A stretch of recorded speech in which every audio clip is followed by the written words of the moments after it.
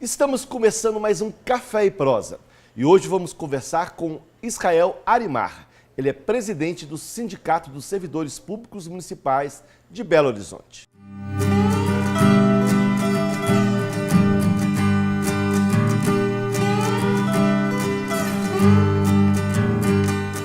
Estamos iniciando mais um Café e Prosa e hoje vamos bater um papo com Israel Arimar.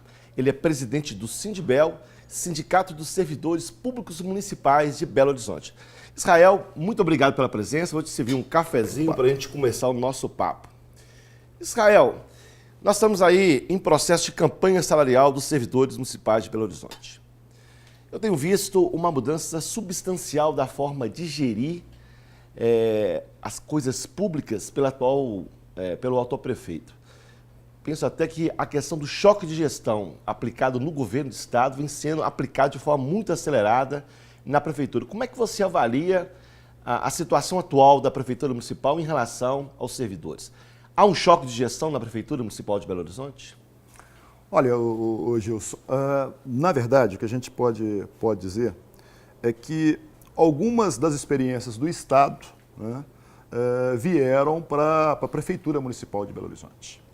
E da mesma forma que no estado nós tivemos várias denúncias que esse sistema de choque de gestão, ele na verdade não traz uma boa relação entre o governo e os servidores, isso também acontece na prefeitura. Para simplificar, eu diria o seguinte, Gilson, um governo ele tem que ter a parte política e tem que ter a parte técnica. O político, sem levar em consideração aspectos técnicos, é ruim. Mas quando você pega um governo, seja do estado ou seja do município, coloca a maioria técnicos, mas que não tem a experiência ou que não tem a visão política que às vezes tem que ter, também não dá certo. Então é preciso mediar a questão técnica da questão política. Porque a essência do choque de gestão, o que é? Você diminuir o número de servidores concursados, aumentar a terceirização, aumentar os contratos amplos para poder assumir estruturas dentro da administração, contratar empresas de consultorias, de assessorias, que acabam fazendo a parte do setor privado. Eu tenho observado que isso vem aumentando no último período. Você não observa também assim, um aumento dessa relação com o setor privado dentro da estrutura da prefeitura? Em alguns setores, né? Em alguns setores, através daquela política das parcerias públicos-privadas, né? Principalmente na área da saúde. Da né? educação municipal, infantil, né? Exatamente. Em outros setores, graças à ação do sindicato. O setor do lixo, por exemplo, parece que foi muito terceirizado, né? O lixo em Belo Horizonte, 80% dos trabalhadores da SLU hoje são contratos. Existe uma ação que está tramitando já no Supremo, contra essa terceirização. Nós ganhamos um resultado positivo em primeira e segunda instância e está no Supremo. Né? Porque, na verdade, se você pega o gari, se você pega as companheiras aí, os coletores, essa é a atividade, que é a atividade principal da SLU. Atividade fim, né? É a atividade fim. Né? Então, não poderia isso estar terceirizado. Em outros setores, como a área da administração, nós tivemos a AMAS, que haviam mais de 1.000 pessoas contratadas via AMAS para uma atividade que não tinha nada a ver com a associação. Né? Ela colocou as pessoas na área da assistência social. Né? Então, através do Ministério Público, nós conseguimos fazer com que houvesse concurso. De um ano para cá, nós tivemos 1.000 pessoas que entraram pela forma correta que tem que entrar no serviço público, né? Através do concurso público. E porque, às vezes, as pessoas que estão nos assistindo, às vezes falam assim, mas terceirizado, concursado, qual que é a diferença? Bom, a diferença é que quem entra pelo concurso público, primeiro que ele tem mais segurança do ponto de vista até de questionar alguma coisa errada que esteja acontecendo. Porque o terceirizado, se ele abrir a boca, ele já está demitido. Segundo, que nesse processo de democratização que o Brasil passou, depois do regime militar, uma das grandes conquistas que nós tivemos é a exigência de concurso público para entrar no Estado, na Prefeitura. Agora mesmo nós vimos o problema da Lei 100 do Estado, né? Onde que os trabalhadores ficaram anos eles foram efetivados por uma lei torta, diria, e agora o Supremo mandou todo mundo voltar à condição de não efetivado e criou uma situação extremamente ruim para 100 mil trabalhadores, né? Ô Gil, isso é o que eu falo. Você tem duas formas de fazer as coisas. Você pode fazer pelo jeito fácil, né, ou pelo jeito certo. Nessa questão aí foi feito pelo jeito fácil e agora está vindo o resultado. Porque, ao mesmo tempo, existem algumas situações perversas nessa questão. Algumas dessas pessoas que agora vão ter que sair, elas faltam 1 ano para aposentar, 2 anos para aposentar.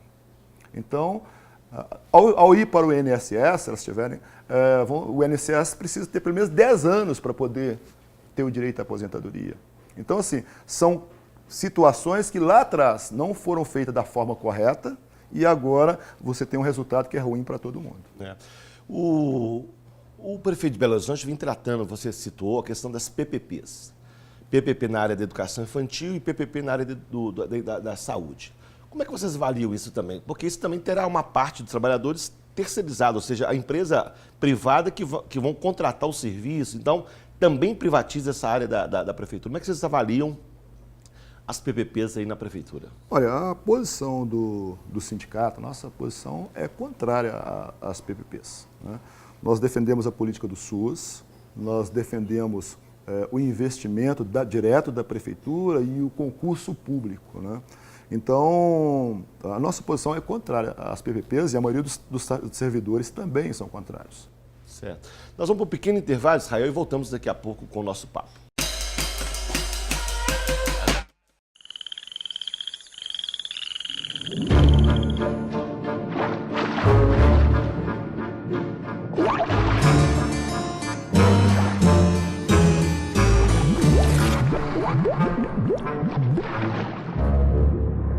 As drogas são uma armadilha. Você sabe disso. Seu filho não. Converse com ele. O diálogo é a melhor forma de afastar o perigo das drogas.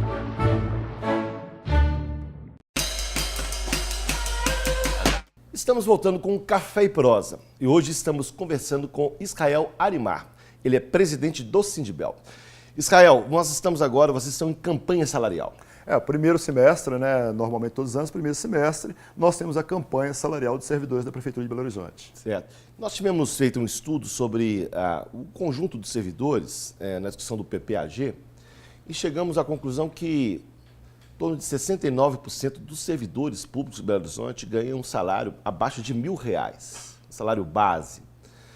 É um salário bastante baixo do ponto de vista da relação dos trabalhadores do serviço público, uma cidade como Belo Horizonte, como a 5ª maior do país. Como é que vocês avaliam isso? A questão da valorização dos servidores, esse processo que vem no Brasil ao longo dos últimos anos, colocando em muitas ocasiões os servidores como inimigo da gestão. Como é que vocês estão avaliando, como é que vocês colocam essa questão nesse processo de campanha salarial em curso aí na Prefeitura Municipal de Belo Horizonte? Gilson, a situação do servidor ela não é nada boa, né? A começar da questão salarial. Quando você fala que tem os dados que a maioria recebe por volta de R$1.000, né? Na verdade, a situação é mais grave do que isso. A Prefeitura de Belo Horizonte tem uma política de abonos, de prêmios, de metas. Então, o salário, em alguns casos, é o salário mínimo. Outros, 50% é salário, 50% é gratificação. Então, quando o sindicato vai lá e pede, por exemplo, 15%, o governo fala assim, isso é um absurdo, a inflação é 6, 7, o sindicato quer 15%. Só que você, na verdade, vai ter, se conseguir 15%, representa só 7,5%, porque é só em cima do salário base. A base é muito baixa. A base é baixa. E tem mais outros problemas também na questão do tratamento que é dado para o servidor. Tem um ditado que fala assim, todo mundo vê as pingas que eu tomo, mas ninguém repara nos tombos que eu levo, né? O servidor, aquele que é estatutário, né? Ele não tem FGTS. Ele tem umas férias prêmio, que na verdade demora 5 anos para pagar, porque a prefeitura não paga em dia quando ele vende. Então ele tem dificuldade para comprar a casa própria. Plano de saúde, né? A maioria das empresas hoje, se a pessoa trabalha numa empresa, e uma empresa, se for comparar com o porte da Prefeitura de Belo Horizonte, que não deixa de ser uma empresa também, do ponto de vista da relação trabalhista, A maioria das empresas, ela fornece um plano de saúde para os seus trabalhadores, um plano dentário. O servidor da prefeitura, ele tem um plano, na verdade, entre aspas, onde ele tem que pagar a maior parte, e é um plano coparticipativo, que penaliza principalmente os aposentados, porque quem é aposentado, quem tem uma idade mais avançada, ele utiliza mais de plano de saúde, exames e mais consultas. Então ele paga mais. Velho, quanto mais usa, mais paga. Então a relação é ruim do ponto de vista da situação dos trabalhadores. Sei. E como tem sido essa negociação esse ano? A prefeitura tem sido mais susceptível à negociação? Parece que montaram uma mesa permanente de discussão. Você acredita que esta mesa é suficiente para poder avançar, tanto na questão geral, porque você tem uma campanha salarial que abarca todos os servidores, mas também questões específicas de cada área. Você consegue vislumbrar êxito nesse processo, nessa mesa de negociação, no processo que está em curso? Olha, a minha esperança é que a coisa funcione. A verdade é que nós temos várias demandas represadas que não foram negociadas, que não foram atendidas nos últimos anos, né? Por exemplo, revisão dos planos de carreira. A proposta foi encaminhada em 2012, nós estamos em 2014. Né?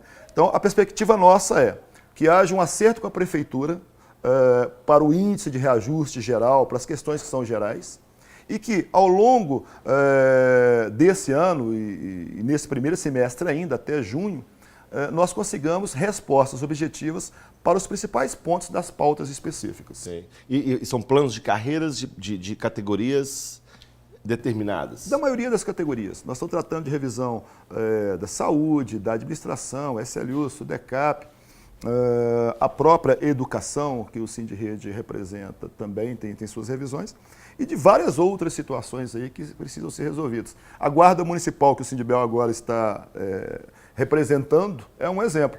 A Guarda, todos os servidores, a maioria faz 40 horas, né? E a Guarda Municipal faz 44. Né? Existe um estatuto na Câmara que proíbe o Guarda Municipal de se sindicalizar, quando o próprio Tribunal de Justiça de Minas Gerais já falou que é ilegal o estatuto. Né? Contagem, os guardas recebem um adicional de 30%, e em Belo Horizonte estão sujeitos a agressões, a periculosidade, e não tem um adicional. Então, essa questão a gente espera uma resposta da Prefeitura. Além dos planos de cargos e salários, é uma campanha reivindicatória. A gente tem observado muita agressão aos servidores da Prefeitura, nas escolas, nos postos de saúde. Também vocês colocaram esse tema na campanha reivindicatória, salarial, ou seja, como é que vocês estão olhando esse problema da violência que está sendo vítima os servidores da Prefeitura Municipal de Belo Horizonte? Essa questão ela vem sendo tratada para além da pauta de reivindicações. Né? Essa é uma questão que nós tivemos audiência pública lá na Câmara Municipal e nós já solicitamos uma discussão ampla com a Prefeitura. Eu vou te dar um exemplo aqui e para as pessoas que estão vendo aí o tanto que é sério. CESANS. CESAM, ele cuida das pessoas com problemas de doenças mentais ou pessoas que têm algum problemas de uso de droga. Né? Dentro do CESAM não pode ter um guarda fardado, não pode ter um guarda municipal ou um policial militar, até pelo que é dado o atendimento ali. Nós estamos tendo vários trabalhadores que estão sendo agredidos pela própria lógica do serviço, né? E você não tem nenhum atendimento psicológico pós a agressão. Então, assim, a Prefeitura tem que olhar isso e não está olhando. Né? Além das questões aí que já o guarda baleado, a técnica de enfermagem baleada, professores sendo agredidos nas UMEIs, né? A atuação dos servidores em área de risco sem uma devida proteção. Esse é um assunto que necessita de uma discussão ampla. Sindicatos, trabalhadores, governo, Polícia Militar do Estado de Minas Gerais, né? É a discussão da segurança em Belo Horizonte. Israel, nós temos aqui, como nós estamos falando, baixos salários, uma pressão muito grande, violência, uma estrutura dos trabalhos, dos serviços prestados pelos servidores sob pressão.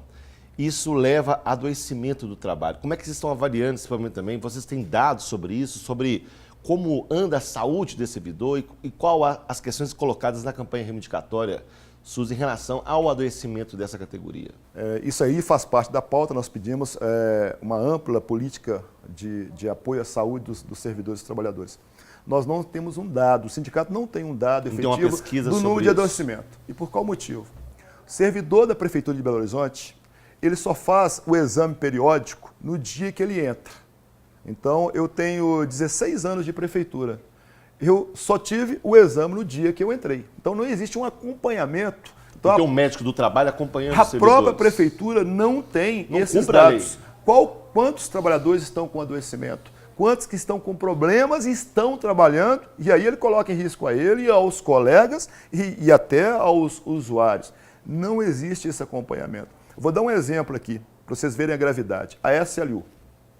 A SLU, nós tivemos o caso de vários trabalhadores que eles tiveram problema de saúde, ficaram afastados e depois tiveram, mesmo depois do médico liberar, eu falei, ele não poder voltar ao serviço, ele ficar em casa recebendo, porque a SLU ficou mais de 2 meses sem um médico do trabalho da empresa para poder autorizar a volta do trabalhador. Então, é muito grave essa situação.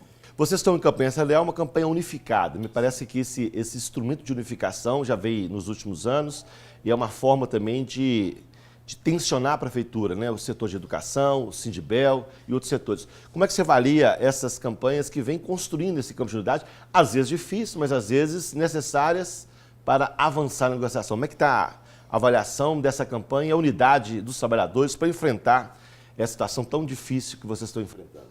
Não, nós defendemos a unificação, né?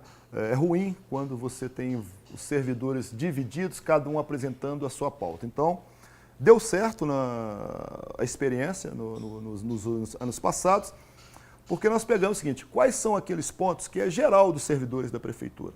Então, sem abrir mão de discutir questões específicas de cargos ou de carreiras, mas aqueles pontos principais, a luta ela é unificada. Sael, eu queria agradecer pela sua presença aqui no nosso Café e Prosa. Só queria deixar uma última mensagem para o cidadão que estiver assistindo.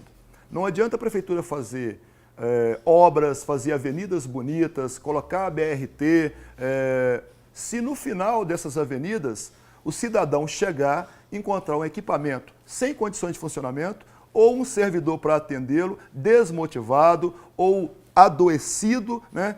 Então, assim, é necessário que a prefeitura invista também no seu material humano e não só no asfalto e nas obras. A cidade não é feita de cimento e ferro, é feita de homens e mulheres. Exatamente. Muito obrigado, Sael. Estamos encerrando mais um Café e Prosa. Se você quiser participar, mande sugestões para o e-mail abaixo e até um próximo programa.